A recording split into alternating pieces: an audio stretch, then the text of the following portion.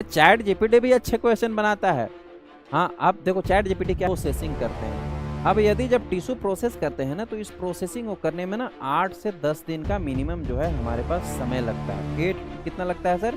8 to 10 stitch लगाऊंगा, treat करूंगा या पूरे के पूरे ऑर्गन कट करके निकालूंगा। मुझे पता चल जाना चाहिए ड्यूरिंग द ऑपरेशन कि जैसे जब टिश्यू प्रोसेसिंग आप करते हो 8 से 10 दिन में, उसमें मल्टीपल टाइप्स के जो है वो केमिकल्स यूज करते हो। The machine use for the frozen section cutting is called. वैसा मशीन जो फ्रोजन सेक्शन को कट करने के लिए यूज होता है, उस मशीन को क्या कहते हैं? ये भी हिस्टोलॉजी से क्वेश्चन है सर। आंसर बताओ आप लोग। चैट जीपीटी से क्वेश्चन बनाता है क्या पैरामेडिकल? अरे चैट जीपीटी भी अच्छे क्वेश्चन बनाता है। हाँ, आप देखो चैट जीपीटी क्या है ना, मशीन है, ठीक है।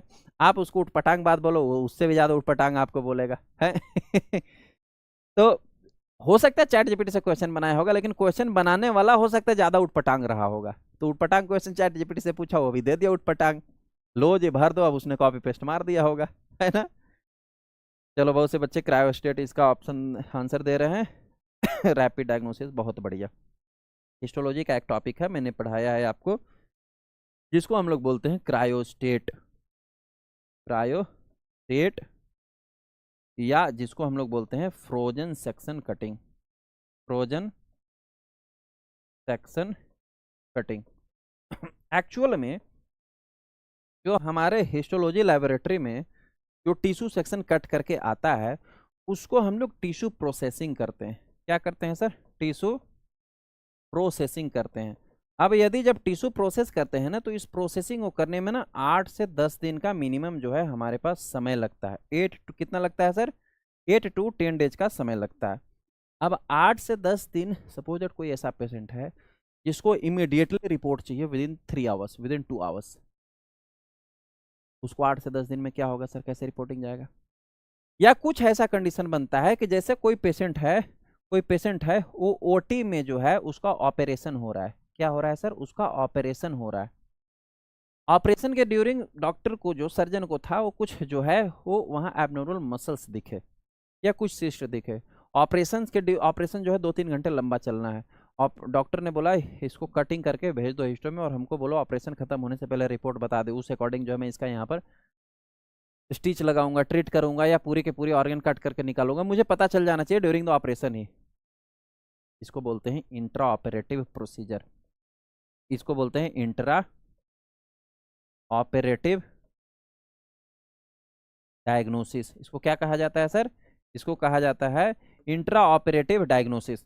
अब इंट्रा ऑपरेटिव डायग्नोसिस हो या किसी को जल्दी रिपोर्ट चाहिए, या थर्ड एक और कारण होता है कि जैसे जब टिश्यू प्रोसेसिंग आप करते हो 8 से 10 दिन में, उसमें मल्टीपल टाइप्स के जो है वो केमिकल्स यूज करते हो। जैसे डिहाइड्रेशन के लिए आप यूज करते हो इथाइल अल्कोहल, क्लियरिंग के लिए यूज करते हो जाइलिन, इम्प्रेग्नेशन के लिए यूज करते हो वैक्स, उसको हीट भी करते हो बीच बीच में, है ना। हीट करने से ना टिश्यू प्रोसेसिंग जल्दी हो जाता है। उसमें आप फिक्सेटिव एजेंट भी यूज करते हो, कई प्रकार के केमिकल यूज करते हो। तो कुछ ऐसे सब्सटेंस होते हैं जिनको हम हीट लेवाइल सब्सटेंस भी कर सकते हो या केमिकल लेवाइल सब्सटेंस भी कर सकते हो। जैसे जैसे कि लिपिड, जैसे कि क्या सर? जैसे कि लिपिड्स, या सर्टेन टाइप्स ऑफ कार्बोहाइड्रेट्स भी कुछ होते हैं। कार्बोहाइड्रेट्स भी कुछ होते हैं। इनका क्या होता है ना सर, इनका होता यह है कि जब हम इनको ड्यूरिंग द प्रोसेसिंग, जब हम इनको प्रोसेस करते हैं, तो उन केमिकल से डर होता है कि ये लिपिड या कार्बोहाइड्रेट जो है वो डिस्ट्रॉय हो सकता है ड्यूरिंग द टिश्यू प्रोसेसिंग। तब जब हमें लिपिड को ही ऑब्जर्व करना है और लिपिड डिस्ट्रॉय हो जाए ड्यूरिंग द टिश्यू प्रोसेसिंग 8 से 10 दिन में, तो रिपोर्ट क्या देंगे? खाक। तो अब इन सभी के कंडीशन में ना हमें एक उपाय निकालना होता है। किन किन कंडीशन में? लिपिड डिस्ट्रॉय ना हो या कार्बोहाइड्रेट डिस्ट्रॉय ना हो, या इंट्रा ऑपरेटिव डायग्नोसिस जब ऑपरेशन चल रहा है उसे ड्यूरिंग रिपोर्ट देना हो, या किसी को जो है रिपोर्ट जल्दी चाहिए। इस कंडीशन में हम क्या करते हैं? हम एक चैम्बर यूज करते हैं। क्या करते हैं सर? हम एक चैम्बर यूज करते हैं। वो क्लोज कैबिनेट चैम्बर होता है। उस चैम्बर का नाम होता है क्रायोस्टेट। उस चैम्बर में एक्चुअल में क्या होता है? एक माइक्रोटोम मशीन फिट होता है, और क्या फिट होता है सर? माइक्रोटोम मशीन फिट होता है, ठीक है। एज वेल एज उसमें जो है डीप फ्रीजर,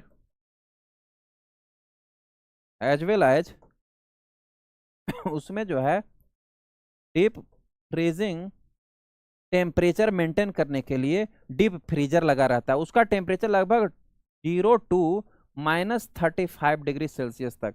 टेम्परेचर याद रखना, ये बहुत इंपॉर्टेंट है। ये टेम्परेचर लगभग उसमें मेंटेन किया जाता है। होता क्या है कि जो ये टेम्परेचर माइनस का हम देते हैं, तो जो हमने टिश्यू रखा है ना, उसके ऊपर आइस जम जाता है। क्या जम जाता है? आइस, बर्फ। तो क्वेश्चन ये भी पूछता है कि क्रायोस्टेट में जो बर्फ जम जाता है ऊपर के टिश्यू के ऊपर, वही आइस जो है एज अ इम्बेडिंग मीडियम काम करता है। क्या करता है sir? As a embedding medium. कभी क्वेश्चन आपसे पूछ देगा कि क्रायोस्टेट में इम्बेडिंग मीडियम के रूप में कौन काम करता है, तो जो आइस चारों ओर जम जाता है, बर्फ, और फिर हम उसको उसी में सेक्शन में उसी क्रायोस्टेट उसी चैम्बर में कटिंग कर लेते हैं। कट करके हम स्लाइड पे लेके और स्टेनिंग करके ऑब्जर्व करके और with in 1 to 2 hours report dispatch कर देते हैं।